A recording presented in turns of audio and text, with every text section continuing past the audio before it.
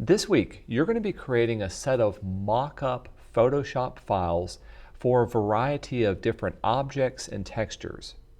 Now, you're going to be responsible for photographing your own mocked up items.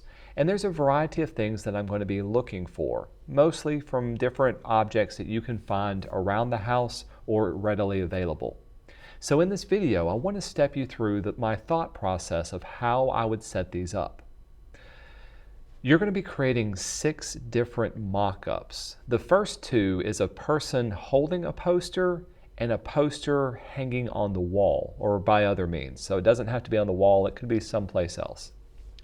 Now if a person is holding a poster, I want you to take a picture of either yourself or somebody else holding that picture. And here's the way I would set it up. Here's a great example of one.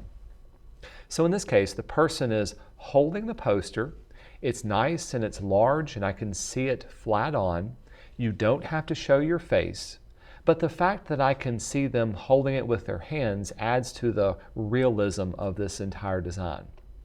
To further enhance the realism, they folded the paper in half. This way, whenever I put my design on here, I can multiply my design layer to add those little shadows and little details. All of those are extra little things that makes your mock-up much more believable. So if I had to set up the poster design of the person for this, here's how I would do it. First off, I'm going to open this up in Photoshop. So I've got this as my background layer. There's not much I have to do to it. What I really need to do is to set up a smart object layer that would allow me to place whatever design I want to inside of this area. So to create my own smart object layer, let's create a new layer.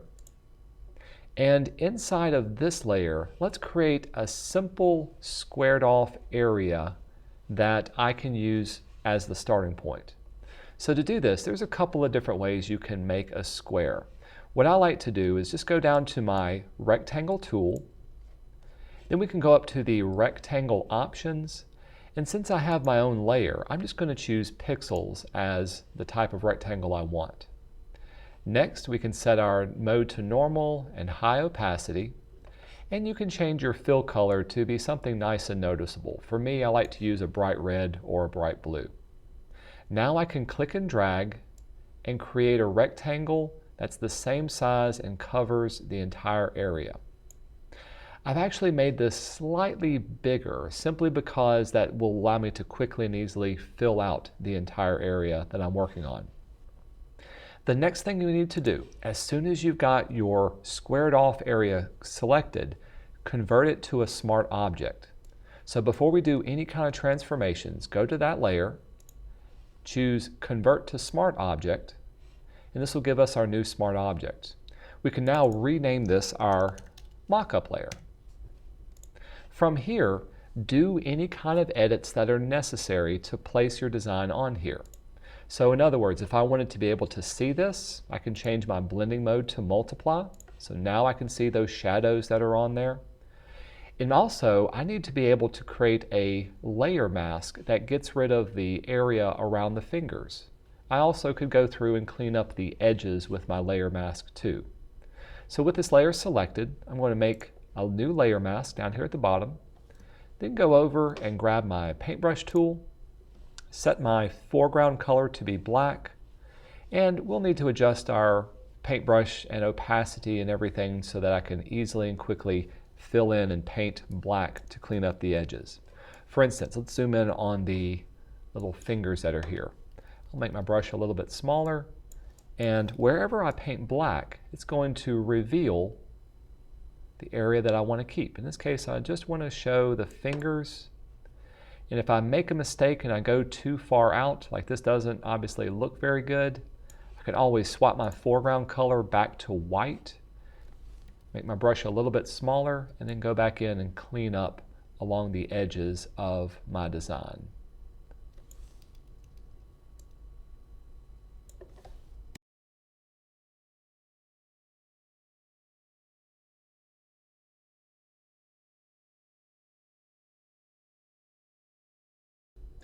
Notice now that my poster has the layer mask all cleaned up.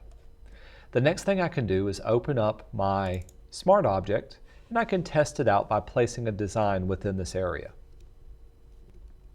I've got a poster already saved on my desktop. We'll make it a little bit larger. Now if I was to save this, we'll go up to File and Save. Jump back into my original. You can see he's holding that poster that's been mocked up.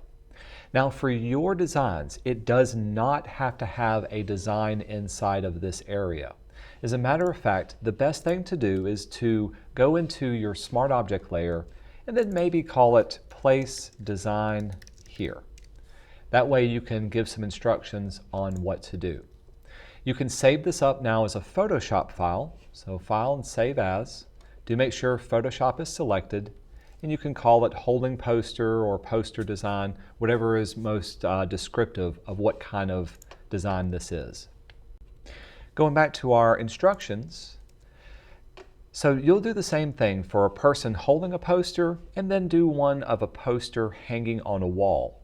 Hey, if you have it hanging on a wall, it doesn't have to be flat. You could also take this picture at an angle or do something fun and creative about different ways that you can attach the poster to a wall. The main thing is make sure it's well lit and that you've got plenty of open area to place your design into it. You want it to look nice and believable, like it's actually hanging in a real space. The next thing that you're going to create is a mug or some sort of travel cup, and I want you to take this photograph at a slight angle. Now, the other thing to know about the mug is that I want these items to be able to change the color of the background and also add layers for highlights and shadows wherever is necessary. So that's one of the things that I'm talking about down here, in addition to the smart objects that you're going to add to here. If I was to do the mug, here's some things to consider. First of all, pick a nice mug that's already got some sort of blank area to it. I wouldn't want to use this mug, first of all, because it's very dirty and it's already got a design on it. It'd be very difficult to have to Photoshop out and get rid of this design. Instead, this mug is already nice and clean, it's nice and open, and I can place my design on it. So if I was to photograph it, make sure you photograph it in a well-lit area. If you've got a good camera, you can do that. In my case, I actually did this just with my phone, so it's not the best quality photograph, but it is something that I can work with. I took it at an angle so I could see the top area of this, and I can also warp my design in order to get it to fit within this area. So to start this one, let's open this up in Photoshop, and let's talk about how I would set up a design for this area and also be able to change my background color. The first thing that I would do is to try to correct any kind of lighting issues if you want. In my case, mine's a little bit on the gray side, so I'm going to go up to Image, Adjustments, and just adjust my brightness and contrast or my levels to brighten this up and to give it a good, nice dynamic range to be able to work from. I think that looks a lot better. Next, let's set this up in a way that I can change my background color. There's a couple of ways we could do this. First off, if I wanted to just completely redo the background and not have any of this texture or anything that it's sitting on, it'd be simple enough to fill it in with just a solid color.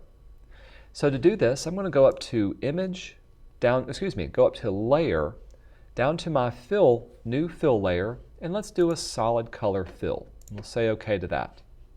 From here, you can pick whatever color that you want it to be. In my case, let's do just kind of a neutral blue. We'll say OK to this. Next, I need to be able to see my mug and have it come through. So I'm going to change the blending mode for this fill layer to be Multiply so that I can see it on the background. Now it's a simple matter of selecting my mug and filling it in with black on my layer mask layer. To do that, let's turn off the blue visibility on the fill color layer and choose our background. I'm going to choose my selection tools, whichever one you're most comfortable working with, but I think quick selection may give me some good results. I'll zoom in so I can see it and carefully select just the mug itself. Now in my case, this mug and the background color are almost the same, so it may take a little bit of work trying to select only its edge and clean it up. Also, I need to get the inside of there. Once you've got your object selected, I can then go back to my fill color layer and turn it on, and let's select that layer mask. With that layer mask selected, we'll go up to Edit and down to Fill, and let's fill it in with a solid black. When I say OK, you can see it will cut out that mug shape that we already have selected. Now if I zoom in, I can see my edges are looking pretty raggedy, so this is where I can go in and make adjustments and clean up the edge. With that layer mask selected, choose your paintbrush tool, and remember, whatever you paint black will unmask the area, and whenever you swap your fill color over to white, will remask the area. So if I wanted to clean up those edges, I'm simply going to go along all the sides and make sure everything looks nice and is well trimmed out along each of the edges. Take just a moment to do this.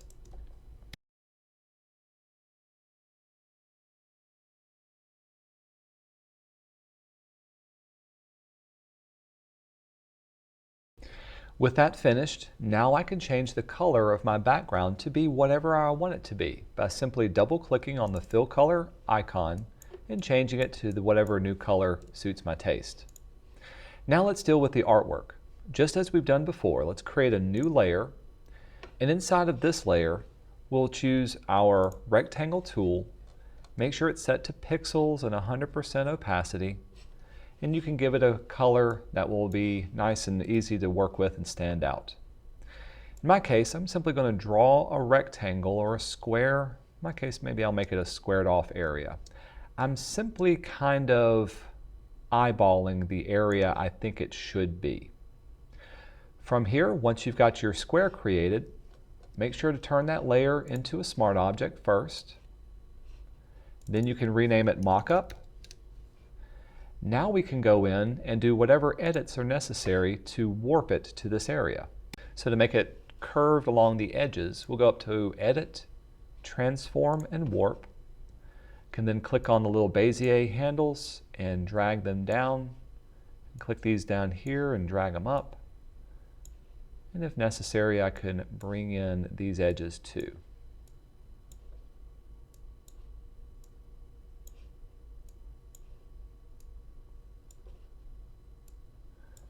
Keep working with it until you get a result that looks natural, like it's actually fitting right there on the cup itself.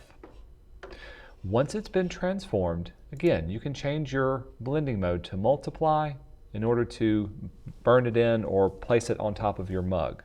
However, if you've got a mug design or a color, different color mug, you may need to keep it as normal. Next, be sure to test out your mock-up.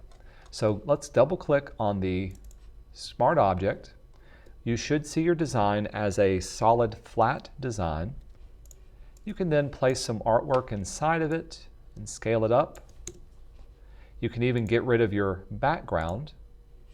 Let's save it. I'll go into File and Save and jump back into your original. Now you can see your artwork is placed inside of that area. Again, depending on the color that you have, you may need to set it to multiply to make it look more or less realistic and believable. It really depends on the kind of mug that you're using.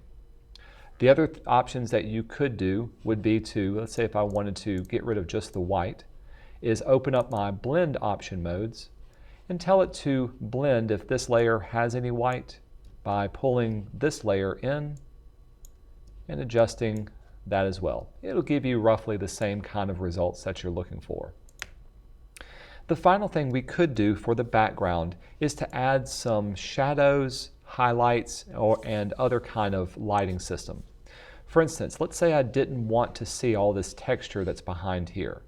If I chose my background color of this pink and set it back to normal, this is what it looks like.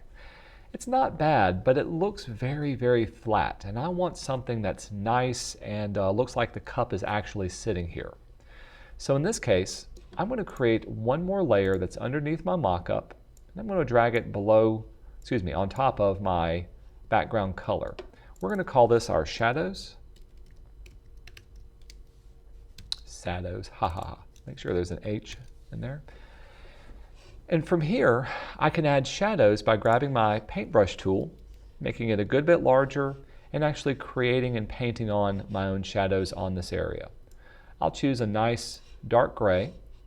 I'll set my blending mode for my shadows layer to be multiply, and I'll work at a lower opacity so I can build up those areas. Around 20% tends to be good. From here, we can go through and paint it on. And we need it to be able to clip inside of here. Notice that as I paint these shadows, it's also painting on top of my brush, or excuse me, my mug.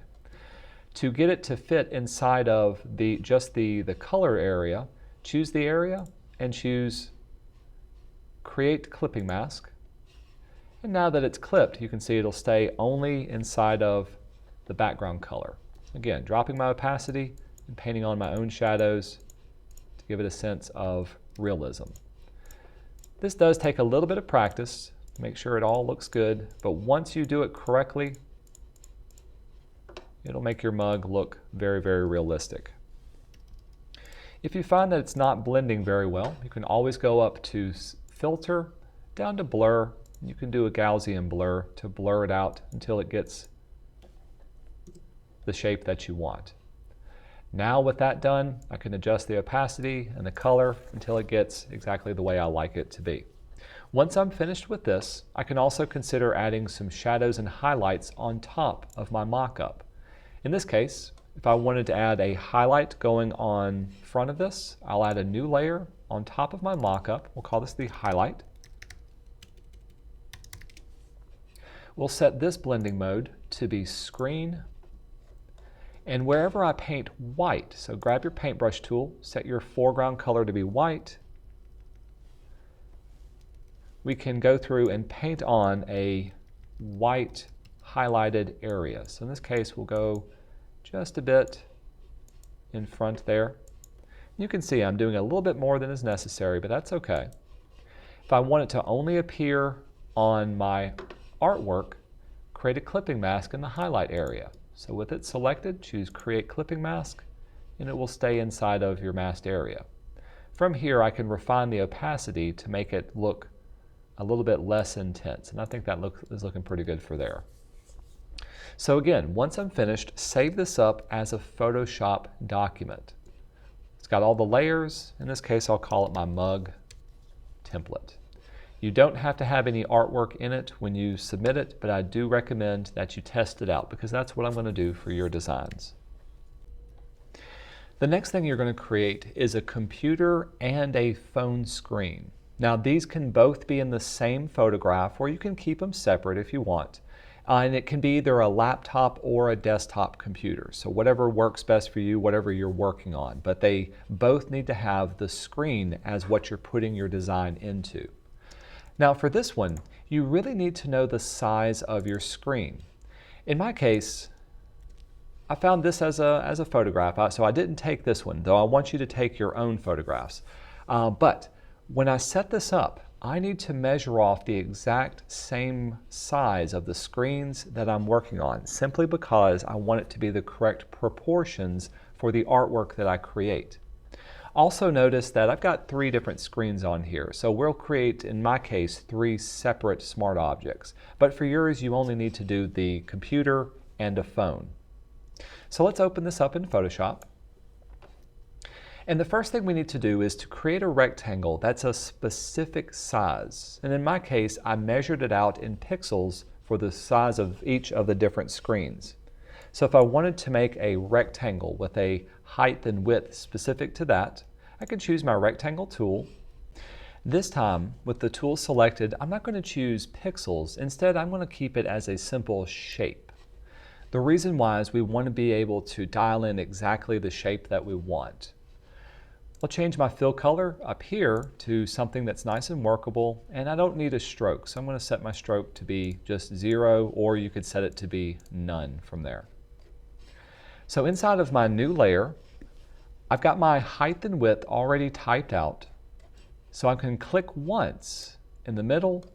This will allow me to type in the exact size that I want it to be. In this case, it'll be 2560 pixels by 1600 pixels. If you're doing this in inches, you can type out IN and it'll automatically convert for you. Otherwise, by default, it's set to pixels for mine. Whoops, let's make sure I set it to be 1600 pixels. PX, there we go. And this will give us what we need for this rectangle. Notice in my case, the rectangle is much larger than the picture that I'm working on, but that's okay. We can still, with the rectangle selected, convert this to a smart object. So go up to Options, Convert to Smart Object, and we'll call this our computer screen. With that done, now let's make the modification that we need. We'll go up to Edit, Transform, and Distort, and let's place each of the corners right where they'll need to be on our picture. Remember, if you can't see it, you can always drop the opacity down until you can see the corners where they're at. And if it's off by just a little bit, that's okay. The main thing is we need to be able to line this up so that it looks nice and believable for this area. So there's that there, and we'll work with that right there. That looks good. We'll pull our opacity back up. And then from here, let's test it out.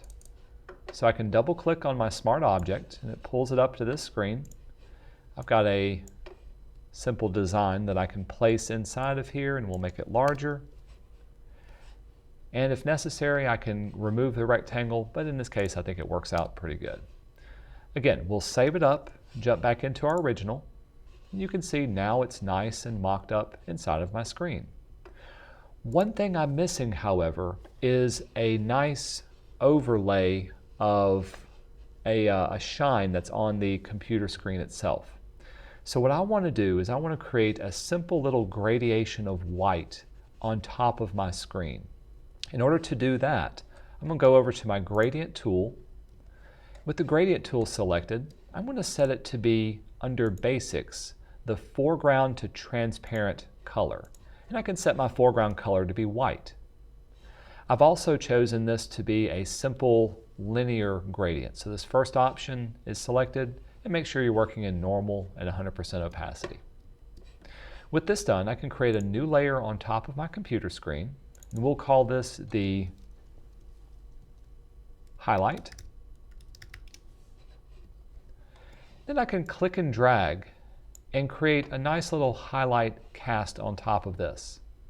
Now obviously I don't want it to be all the way over here on this right hand side. I want it to only be on my computer screen to make it look believable.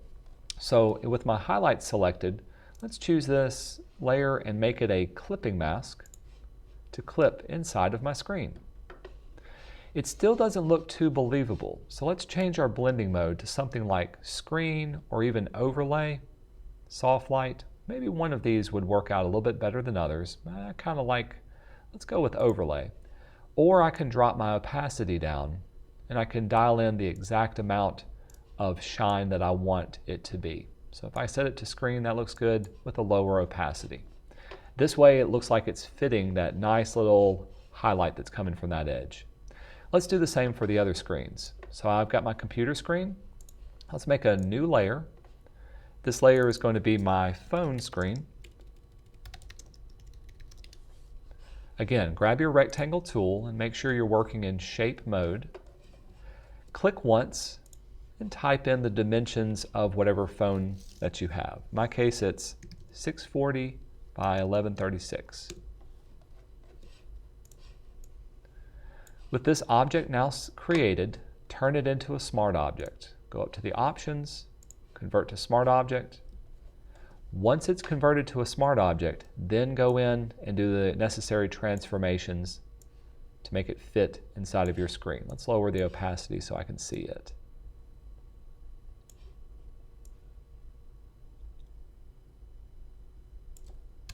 We've got that.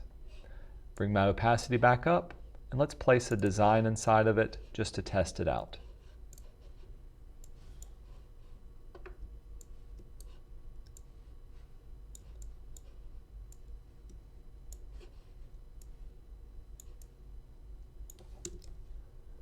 Again, I should be able to save it You can see how it's placed inside of here.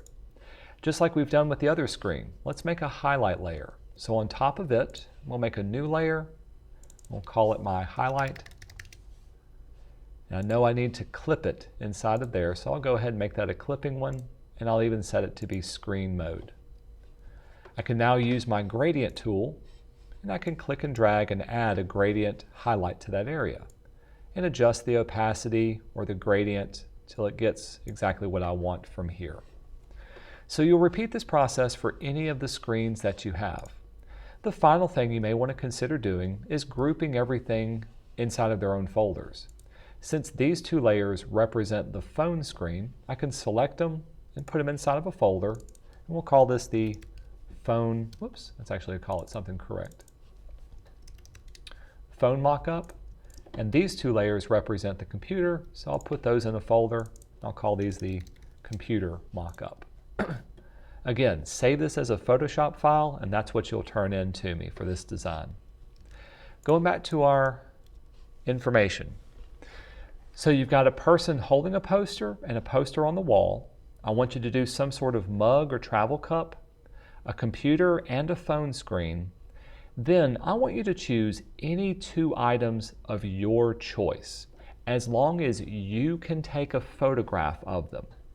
At no time do I want you to download an existing photograph or an existing mock-up. I want you to be the photographer. Now for these other two items, I also want you to set them up so that you can change the background and also add any necessary enhancement layers like shadows or highlights to their design. Be creative about this and think about what you want each of these to be done in. When you're finished, you're going to save all of these as Photoshop files and you're going to turn them into the Moodle page. Now, in the past, when I've done this as a project, sometimes these files are too large to upload to Moodle. If that's the case, send them to me as an email, attach them to an email and send them to me to my MC email account. If you have any problems or questions with these, please let me know as soon as possible. I look forward to seeing what you guys create.